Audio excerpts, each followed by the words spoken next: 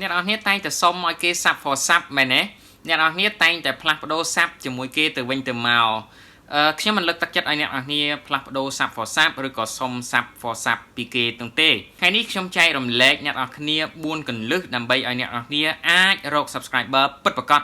ចេញពី viewer របស់អ្នកនរគ្នាពិតប្រាកដ4គន្លឹះដែលខ្ញុំចែករំលែកទៅអ្នកនរគ្នានេះគឺជាគន្លឹះពិសេសសង្ឃឹមថាបន្ទាប់ពីអ្នកនរគ្នាមើលវីដេអូរបស់ខ្ញុំហើយចេះទាំង4គន្លឹះនេះហើយ subscriber របស់អ្នកនរគ្នាគឺច្បាស់ជាឡើងជាលំដាប់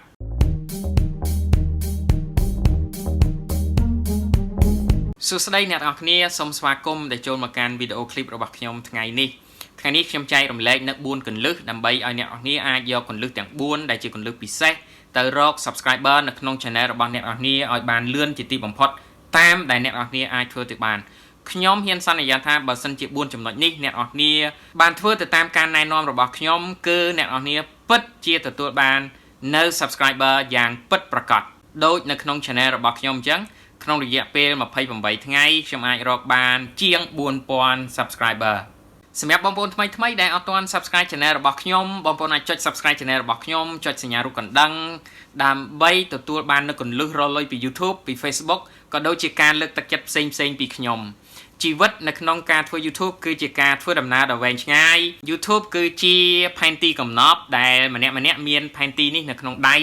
សំខាន់តែតើយើងទៅមុខឬក៏យើងឈប់ផែនទីកំណប់ដែលយើងនឹងទៅដល់ដូចគ្នាប្រសិនបើអ្នកទាំងអស់គ្នាមិនបោះបង់គន្លឹះទី1ដែលខ្ញុំនឹងចែករំលែកដល់អ្នកទាំងអស់គ្នាថ្ងៃនេះខ្ញុំនឹងលើកទឹកចិត្តឲ្យអ្នកទាំងអស់គ្នាខិតខំផលិតវីដេអូទាំងឡាយណាដែលមានគុណភាពវីដេអូដែលមានប្រយោជន៍វីដេអូអប់រំវីដេអូការកម្សាន្តនិងវីដេអូដោះស្រាយបញ្ហានៅក្នុងប្រភេទដែលខ្ញុំលើកឡើងនេះវាមានរួមទៅក្នុងហ្នឹងឧបមាថាការអប់រំតើអ្នកនរគ្នាអប់រំមនុស្សបែបណាជារបៀបបង្រៀនគណិតវិទ្យាជារបៀបបង្រៀននៅការអប់រំធ្វើយ៉ាងណាមនុស្សរស់នៅស្អាតតាក់ទងទៅនឹងសុខភាពបាទតាក់ទងទៅនឹងបច្ចេកវិទ្យាអ្នកនរគ្នាអាចប្រម៉ូទទៅលើទូរស័ព្ទអាចប្រម៉ូទទៅលើកុំព្យូទ័រប្រម៉ូទទៅលើការប្រើប្រាស់បណ្ដាញសង្គមបច្ចេកវិទ្យាផ្សេងទៅតាមចំណូលចិត្តរបស់អ្នកនរគ្នាប៉ុន្តែគន្លឹះតែមួយតែប៉ុណ្ណោះតើវីដេអូរបស់អ្នកនរគ្នាបានបំពេញនៅតម្រូវការរបស់ viewer របស់អ្នកនរគ្នាដែរឬទេនេះគឺជាចំណុចសំខាន់ទី1ដែលធ្វើឲ្យ viewer subscribe ឬមិន subscribe channel របស់អ្នកនរគ្នាចំណុចទី2ទី3និងទី4ខ្ញុំនឹងទៅបង្ហាញអ្នកនរគ្នានៅក្នុងកុំព្យូទ័ររបស់ខ្ញុំតែម្ដងថាតើយើងគួរដោះស្រាយបែបណាយើងដាក់ link បែបណាដើម្បីឲ្យ viewer របស់យើងគាត់អាចចូលទៅមើលវីដេអូរបស់យើងទី1គឺវីដេអូ watermark ដែលខ្ញុំនឹងទៅបង្ហាញអ្នកនរគ្នានៅក្នុងកុំព្យូទ័រហើយចំណុចបន្ទាប់មកទៀតខ្ញុំនឹងបង្ហាញអ្នកនរគ្នារបៀបដាក់ link ដើម្បីឲ្យ viewer របស់យើងគាត់ click ទៅកាន់វីដេអូរបស់យើងនិងចំណុចចុងក្រោយថាតើអ្នកនរគ្នានិយាយបែបណាដើម្បីឲ្យ viewer របស់អ្នកនរគ្នា click subscribe ទៅលើ channel របស់អ្នកនរគ្នាសង្ឃឹមថាអ្នកនរគ្នានឹងមើលវីដេអូរបស់ខ្ញុំចាប់ពីចំណុចចាប់ផ្ដើមរហូតដល់ចុងបញ្ចប់កុំឲ្យខាតពេលខ្ញុំទៅបង្ហាញអ្នកនរគ្នានៅក្នុងកុំព្យូទ័ររបស់ខ្ញុំតែម្ដងបាទសួស្តីបងប្អូនអរគ្នាឥឡូវយើងមកដល់កុំព្យូទ័រហើយកុំឲ្យខាតពេលយូរខ្ញុំទៅបង្ហាញអ្នកនរគ្នាតែម្ដងជាដំបូងអ្នកនរគ្នាចូលមកកាន់ channel YouTube របស់អ្នកនរគ្នាមកហើយបើសិនជាអ្នកនរគ្នាចង់មើលវីដេអូមួយណាអ្នកនរគ្នាចុចទៅលើវីដេអូមួយនោះអ្នកនរគ្នានឹងឃើញនៅខាងក្រោមវីដេអូរបស់គេមានពាក្យថា subscribe អាហ្នឹងចំណុចទី2ដែលខ្ញុំចង់ចែករំលែកអ្នកនរគ្នានៅក្នុងនេះគឺខ្ញុំបង្ហាញអ្នកនរគ្នានៅក្នុងកុំព្យូទ័រតែម្ដងអ្នកនរគ្នាត្រូវដាក់វីដេអូ watermark បាទអ្នកនរគ្នាទៅមើលទាំងអស់គ្នាឧបមាថាអ្នកនរគ្នាមើលវីដេអូរបស់ខ្ញុំបាទចូលទៅកាន់ channel របស់ខ្ញុំអ្នកទាំងអស់គ្នានឹងឃើញកន្លែងនេះបាទវីដេអូរបស់ខ្ញុំមួយនេះបាទវីដេអូរបស់ខ្ញុំមួយនេះមានចេញវីដេអូ watermark ដើម្បីឲ្យគេអាច subscribe channel របស់ខ្ញុំដើម្បីឲ្យ viewer របស់ខ្ញុំអាចចុច subscribe channel របស់ខ្ញុំអញ្ចឹងដើម្បីដាក់វីដេអូ watermark នេះបានអ្នកនរគ្នាអាចចូលទៅក្នុង channel របស់អ្នកនរគ្នាបាទចូលទៅកាន់ channel របស់អ្នកនរគ្នាអ្នកនរគ្នាចូលទៅកាន់YouTube Studio បាទបន្តមកទៀតអ្នកនរគ្នាចូលមកកាន់ Customize បាទបន្តមកទៀតអ្នកនរគ្នាយកពាក្យថា Branding អ្នកនរគ្នា scroll មកក្រោមអ្នកនរគ្នាយកពាក្យ Upload បាទនៅក្នុងការ Upload អ្នកនរគ្នាត្រូវរករូបភាពទាំងឡាយណាដែលមានរាងជាការ៉េបាទ4ជ្រុងស្មើគ្នាណាអ្នកនរគ្នាអាចទៅរករូបទាំងអស់ហ្នឹងនៅក្នុង Google បាទអ្នកនរគ្នាចូលទៅក្នុង Google អ្នកនរគ្នា search ពាក្យថា subscribe YouTube ហើយបន្តមកទៀតអ្នកនរគ្នាយកពាក្យ image បាទអ្នកនរគ្នាឃើញសិតតែរូបទាំងអស់អ្នកនរគ្នាមើលទៅបើសិនជារូបណាដែលរូបនេះជារាងជាការ៉េអ្នកនរគ្នា download មកបាទអ្នកនរគ្នា scroll ក្រោមដែលរូបនេះរាងជាការ៉េអ្នកនរគ្នា download មកពេលដែលអ្នកនរគ្នា download បាទអ្នកនរគ្នាចុចលើពាក្យថា save មកណា save image មកអ្នកនរគ្នានឹងទទួលបាននៅរូបទាំងអស់ហ្នឹងចូលទៅក្នុង computer របស់អ្នកនរគ្នាបាទក្រោយពីអ្នកនរគ្នា download ហើយបាទក្រោយពីអ្នកនរគ្នា download ចប់អ្នកនរគ្នាអាចចូលមកក្នុងchannel របស់អ្នកនរគ្នាវិញយកពាក្យ upload កន្លែងនេះបាទអ្នកនរគ្នាយករូបនឹងមកបាទរូបនឹងមកហើយអ្នកនរគ្នាឃើញហើយរូបនឹងគឺ1250គុណនឹង1250បានន័យថាជ្រុងទាំង4ស្មើគ្នាអ្នកនរគ្នា open មកបាទហើយអ្នកនរគ្នាយក done បាទបន្តមកទៀតអ្នកនរគ្នាយកពាក្យថា public បាទប៉ុន្តែមុននឹងអ្នកនរគ្នាយកពាក្យ public អ្នកនរគ្នាយកពាក្យ enter entire video បានន័យថាទាំង3 option នេះបើសិនអ្នកនរគ្នាយកខាងលើតវីដេអូរបស់អ្នកនរគ្នាចិត្តចប់បានបង្ហាញអ្នកនរគ្នាយកកន្លែងនេះគឺ5វិនាទីដំបូងគឺបង្ហាញចាប់ពី5វិនាទីដំបូងទៅហើយបើអ្នកនរគ្នាយកកន្លែងនេះគឺវីដេអូរបស់អ្នកនរគ្នាគឺបង្ហាញទាំងអស់តែម្ដងបាទរូបនេះគឺដាក់នៅលើវីដេអូរបស់អ្នកនរគ្នាចាប់ពីចំណុចចាប់ដើមរហូតដល់បញ្ចប់អញ្ចឹងអ្នកនរគ្នាយកពាក្យ public បាទក្រោយពីអ្នកនរគ្នាយកពាក្យ public ហើយអ្នកនរគ្នាយកមក view channel មកបាទអ្នកនរគ្នាអាច play វីដេអូរបស់អ្នកនរគ្នានឹងឃើញមានកន្លែងនេះនឹងមានពាក្យថា subscribe អូខេបាទនេះចំណុចទី1ដែលខ្ញុំចង់បង្ហាញអ្នកនរគ្នានៅក្នុង computer ហើយក៏ជាចំណុចទី2ដែលខ្ញុំបង្ហាញអ្នកនរគ្នាក្នុងចំណោម4ចំណុចដែលខ្ញុំលើកឡើងចង់បង្ហាញអ្នកនរគ្នាចំណុចទី3ដែលខ្ញុំចង់បង្ហាញអ្នកនរគ្នាខ្ញុំចង់ឲ្យអ្នកនរគ្នាទៅមើល channel របស់ខ្ញុំchannel ធំរបស់ខ្ញុំដោយសារ channel នេះខ្ញុំគិតថាជា channel ទី2បន្ទាប់របស់ខ្ញុំទៅចុះដោយសារតែ channel នេះខ្ញុំទើបតែបង្កើតឡើងទេដើម្បីចែករំលែកចំណេះដឹងដល់អ្នកនរគ្នាបន្ថែមទៀតchannel របស់ខ្ញុំមួយនេះគឺខ្ញុំបង្កើតឡើងដើម្បីលើកទឹកចិត្តបងប្អូនទាំងអស់គ្នាការលើកទឹកចិត្តទូទៅរបស់ខ្ញុំបាទអ្នកនរគ្នាចូលទៅកាន់ channel YouTube channel ទី1របស់ខ្ញុំដែលជា channel ដែលខ្ញុំកំពុងតែបង្រៀនអ្នកនរគ្នាបើសិនជាខ្ញុំ search channel របស់ខ្ញុំតែម្ដងបាទដើម្បីមើលវីដេអូរបស់ខ្ញុំឬក៏ចូលទៅកាន់ channel របស់ខ្ញុំអ្នកនរគ្នានឹងឃើញ link description មួយទៀតបាទ link មួយទៀតសម្រាប់ subscribe នៅលើ channel ad របស់ខ្ញុំកន្លែងនេះគឺsub for more បាទអញ្ចឹងយើងអាចឲ្យ viewer របស់យើងគាត់ចុចកន្លែងហ្នឹងដើម្បីឲ្យគាត់ចូលទៅកាន់ subscribe channel របស់យើងតែម្ដងកន្លែងនេះអញ្ចឹងធ្វើយ៉ាងណាដើម្បីដាក់ link នឹងបានអ្នកនរគ្នាចូលទៅកាន់ channel របស់អ្នកនរគ្នាវិញបាទចូលមកកាន់ channel របស់អ្នកនរគ្នាយកពាក្យ customize channel ក៏បានឬក៏អ្នកនរគ្នាចូលទៅកាន់ YouTube Studio ណា YouTube Studio របស់អ្នកនរគ្នាក៏បានតែបើយើងមាន YouTube Studio ហើយកន្លែងនេះយើងចូលមកកាន់ customize YouTube Studio របស់យើងអ្នកនរគ្នាយក basic information អ្នកនរគ្នា copy URL link របស់អ្នកនរគ្នា channel របស់អ្នកនរគ្នាដាក់ add link កន្លែងនេះមកអ្នកនរគ្នាវាយពាក្យថា subscribe for more បាទតមកទៀតអ្នកនរគ្នា pass control V មកអ្នកនរគ្នាដាក់សញ្ញាសួរមួយមកអ្នកនរគ្នាវាយពាក្យថា sub underscore បាទsub underscore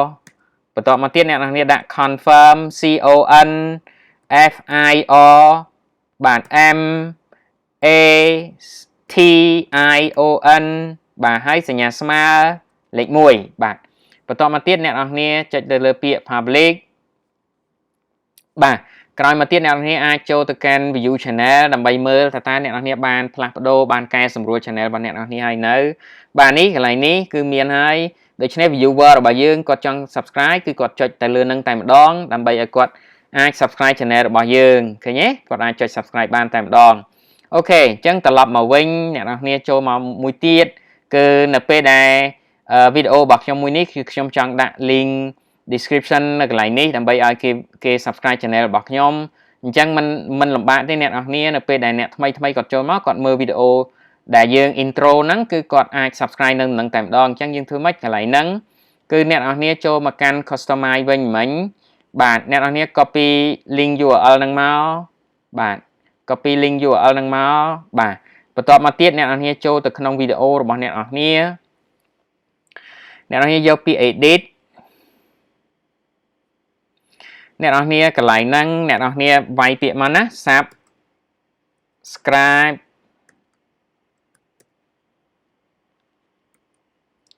for more តមកទៀតអ្នកនរគ្នា control V មកបាទអ្នកនរឃើញ link ហ្នឹងវែងពេកអ្នកនរគ្នាបើសិនជាគិតថា link ហ្នឹងវែងពេកទោះបីជាខ្ញុំក៏គិតថា link វែងពេកព្រោះអីយើងទៅសេកន្លែងនេះបានតែ 5000 ពាក្យបើយើងដាក់វែងពេកធ្វើយើងខាត space អញ្ចឹងអ្នកនរគ្នាទៅរក short link មួយមកអ្នកនរគ្នាចូល website មួយមកវាយពាក្យថា bit.ly បាទអ្នកនរគ្នាវាយពាក្យ bit.ly មកចូលមកកាន់ bit.ly.com មកបាទ scroll មកខាងក្រោមអ្នកនរគ្នាផាស link ហ្នឹងមកបាទហើយអ្នកនរគ្នា shorten ចុចទៅលើ shorten មកអ្នកនរគ្នាបាន short link មួយថ្មីអ្នកនរ copy មកហើយបន្តមកទៀតអ្នកនរគ្នាចូលមកក្នុង description របស់អ្នកនរគ្នាផាសវាមកណាហើយបន្តមកទៀតអ្នកនរគ្នា save ទៅអញ្ចឹងនៅពេលដែលអ្នកនរគ្នា save ហើយបាទ link ហ្នឹងនឹងបង្ហាញហើយ viewer របស់អ្នកនរគ្នាអាចចុច link ហ្នឹងដើម្បី subscribe តែម្ដងអញ្ចឹងខ្ញុំត្រឡប់មកវិញខ្ញុំចូលមកកាន់ channel ខ្ញុំចូលមកកាន់ channel ខ្លួនឯងណាចូលមកកាន់ YouTube ខ្លួនឯងបាទវីដេអូរបស់ខ្ញុំព្យាយាមធ្វើយ៉ាងណាឲ្យខ្លីជាទីបំផុតមិនតាមលទ្ធភាពដែលអាចធ្វើទៅបានកុំឲ្យអ្នកនរគ្នាធុញហើយខ្ញុំជឿថានេះជាគន្លឹះពិសេសដែលអ្នកនរគ្នាគួរតែសិក្សារៀនសូត្រអញ្ចឹងខ្ញុំចូលទៅកាន់ channel របស់ខ្ញុំបាទអ្នកនរគ្នា scroll មកខាងក្រោមបាទនៅពេលដែលអ្នកនរគ្នាចុចមើលវីដេអូរបស់ខ្ញុំណាមួយដែលខ្ញុំបានបង្ហាញអ្នកនរគ្នាឧទាហរណ៍វីដេអូនេះបាទអ្នកនរគ្នានឹងឃើញ link កន្លែងនេះនៅពេលដែល viewer របស់យើងគាត់ចង់ subscribe គាត់រកកន្លែងនេះមិនឃើញគាត់រកកន្លែងនេះមិនឃើញឬក៏គាត់ខ្ជិលដាក់ចុចនៅខាងលើគាត់ scroll មកខាងក្រោមមកគាត់ចុចកន្លែងហ្នឹងមកអញ្ចឹងគឺដើម្បី subscribe channel របស់យើងតែម្ដងណាទាំងអស់គ្នាអញ្ចឹងខ្ញុំបង្ហាញអ្នកនរគ្នាចំណុចទី1គឺអ្នកនរគ្នាព្យាយាមផលិតវីដេអូយ៉ាងណាឲ្យមានប្រយោជន៍ចំណុចទី2អ្នកនរគ្នាត្រូវដាក់វីដេអូ watermark កន្លែងនេះហើយចំណុចទី3អ្នកនរគ្នាដាក់នៅលើ channel របស់អ្នកនរគ្នាគឺអ្នកនរគ្នាអាចដាក់នៅលើ channel ad គឺឲ្យគេ subscribe channel របស់អ្នកនរគ្នាហើយនឹងវីដេអូរបស់អ្នកនរគ្នាបាទគឺយើងដាក់ link description សម្រាប់ឲ្យគេបាទសម្រាប់ឲ្យគេចុចsubscribe channel របស់យើងនេះគឺជាចំណុចទី3ចំណុចទី2និងចំណុចទី3ចំណុចទី4ដែលអ្នកនរគ្នាត្រូវតែធ្វើហើយគួរតែធ្វើគឺអ្នកនរគ្នាចូលទៅក្នុងវីដេអូរបស់អ្នកនរគ្នាឧទាហរណ៍ខ្ញុំចូលទៅក្នុង channel របស់ខ្ញុំ channel ធំរបស់ខ្ញុំហើយខ្ញុំនឹងចាប់ទាញឲ្យអ្នកនរគ្នាមើលថាតើ channel ធំរបស់ខ្ញុំធ្វើបែបណាដើម្បីអាចរក viewer រក subscriber បានច្រើនបំផុតតាមដែលខ្ញុំអាចធ្វើទៅបានណាបាទអញ្ចឹងអ្នកនរគ្នាមើលខ្ញុំចូលនៅបាទខ្ញុំចូលមកក្នុង YouTube Studio បាទបន្ទាប់មកទៀតអ្នកនរគ្នាឃើញហើយ subscriber របស់ខ្ញុំគឺ 4400 subscriber ក្នុងរយៈពេល28ថ្ងៃចុងក្រោយហើយអ្នកនរគ្នាចូលទៅមើលវីដេអូរបស់អ្នកនរគ្នាមួយឧទាហរណ៍ខ្ញុំចូលទៅមើលវីដេអូរបស់ខ្ញុំចូលទៅមើល analytics នៃវីដេអូចុងក្រោយបាទខ្ញុំចុចទៅលើ analytics ហើយខ្ញុំចូលមក engage បាទខ្ញុំ scroll មកខាងក្រោមខ្ញុំមើលវីដេអូរបស់ខ្ញុំគឺ viewer របស់ខ្ញុំ 94% នៅវិនាទីដំបូងរហូតដល់វិនាទីទី27ដូច្នេះអ្នកនរគ្នាគួរតែប្រើពាក្យថាសូម subscribe channel របស់ខ្ញុំប្រសិនបើអ្នកទាំងអស់គ្នាចង់បានវីដេអូរបស់ខ្ញុំបន្តទៀតឬក៏ចង់មើលវីដេអូរបស់ខ្ញុំចាប់ពីចំណុចចាប់ដើមរហូតដល់ទីបញ្ចប់អ្នកទាំងអស់គ្នាគួរតែប្រើពាក្យនេះនៅចន្លោះវិនាទីទី0ដល់វិនាទីទី27ឬយ៉ាងយូរវិនាទីទី30តាមវីដេអូរបស់អ្នកទាំងអស់គ្នាដែលអ្នកទាំងអស់គ្នាមើលទៅឃើញថាចន្លោះណាមាន viewer ច្រើនជាងគេបំផុតអ្នកទាំងអស់គ្នាគួរតែប្រើ3កន្លែងដែលគួរនិយាយពាក្យថាសូម subscribe channel របស់ខ្ញុំប្រសិនបើអ្នកទាំងអស់គ្នាចង់បានវីដេអូបន្តទៀតនៅវិនាទីដំបូងនៃវីដេអូរបស់អ្នកទាំងអស់គ្នាឬក៏បើសិនជាអ្នកទាំងអស់គ្នាភ្លេចអ្នកទាំងអស់គ្នាគួរតែប្រើប្រាស់នៅចំកណ្ដាលវីដេអូរបស់អ្នកទាំងអស់គ្នាពីព្រោះថានៅចំកណ្ដាលវីដេអូរបស់អ្នកទាំងអស់គ្នា viewer នៅចន្លោះ30ទៅ39%ហើយបើសិនជាអ្នកទាំងអស់គ្នាភ្លេចអាចនៅចុងក្រោយអ្នកទាំងអស់គ្នាអាចប្រើពាក្យថាកុំភ្លេចអ្នកទាំងអស់គ្នាជួយ subscribe channel របស់ខ្ញុំប្រសិនបើវីដេអូរបស់ខ្ញុំមានប្រយោជន៍សម្រាប់អ្នកទាំងអស់គ្នានៅវិនាទីចុងក្រោយនៃវីដេអូរបស់អ្នកទាំងអស់គ្នាអ្នកទាំងអស់គ្នាធ្វើបែបនេះ អ្នកនរគ្នានឹងទទួលបាន subscriber កាន់តែកើនឡើងប្រសើរជាងអ្នកនរគ្នាទៅសុំ video creator ដូចគ្នា YouTube creator ដូចគ្នា sub for sub គឺអត់មាន view ទេអ្នកទាំងអស់គ្នា sub for sub គឺគ្មានន័យទេដូច្នេះខ្ញុំមិនលើកទឹកចិត្តឲ្យអ្នកនរគ្នា sub for sub ទេអញ្ចឹងចំណុចទី4ចុងក្រោយអ្នកនរគ្នាគួរនិយាយ3កន្លែងចាប់ផ្ដើមវីដេអូកណ្ដាលវីដេអូនិងចុងវីដេអូណាអ្នកនរគ្នាបាទត្រឡប់មកវិញតើអ្នកនរគ្នាមានសំណួរមានចម្ងល់អីទេអ្នកនរគ្នាអាច comment នៅខាងក្រោមវីដេអូរបស់ខ្ញុំខ្ញុំមានមេរៀនជាច្រើននៅក្នុងវីដេអូនៅក្នុង link description របស់ខ្ញុំខាងក្រោមអ្នកនរគ្នាអាចចូលទៅមើលមេរៀនរបស់ខ្ញុំជាច្រើនទៀតតាំងពីរក view ចាប់ពី0 view ចាប់ពី0 subscriber ឡើងទៅខ្ញុំមានដាក់ link នៅវីដេអូ2ជាប់នៅនឹងទៀតមានវីដេអូ1និង playlist 1រលុយពី YouTube អ្នកនរគ្នាអាចចូលទៅមើលវីដេអូរបស់ខ្ញុំបន្តទៀតបានសម្រាប់បងប្អូនថ្មីដែលគិតថាមានប្រយោជន៍បងប្អូនអាចចុច subscribe channel របស់ខ្ញុំចុចសញ្ញារូបកណ្ដឹងដើម្បីទទួលបានគន្លឹះវីដេអូថ្មីពីខ្ញុំទាក់ទងនឹងការរលុយពី YouTube Facebook និងការលើកទឹកចិត្តពីខ្ញុំផ្សេងទៀតសង្ឃឹមថាបន្ទាប់ពីវីដេអូរបស់ខ្ញុំនេះទៅគន្លឹះទាំង4នេះគឺអ្នកនរគ្នាអាចយកទៅប្រើប្រាស់ដើម្បីជាប្រយោជន៍សម្រាប់ channel របស់អ្នកនរគ្នាធ្វើយ៉ាងណាអ្នកនរគ្នារីកចម្រើនបន្តទៅមុខទៀតអរគុណបងប្អូនទាំងអស់គ្នាដែលតាមដានវីដេអូរបស់ខ្ញុំចាប់ពីចំណុចចាប់ផ្ដើមរហូតដល់ទីបញ្ចប់យើងនឹងជួបគ្នានៅវីដេអូរបស់ខ្ញុំថ្មីបន្តទៀតអ្នកទាំងអស់គ្នាអាចធ្វើបាន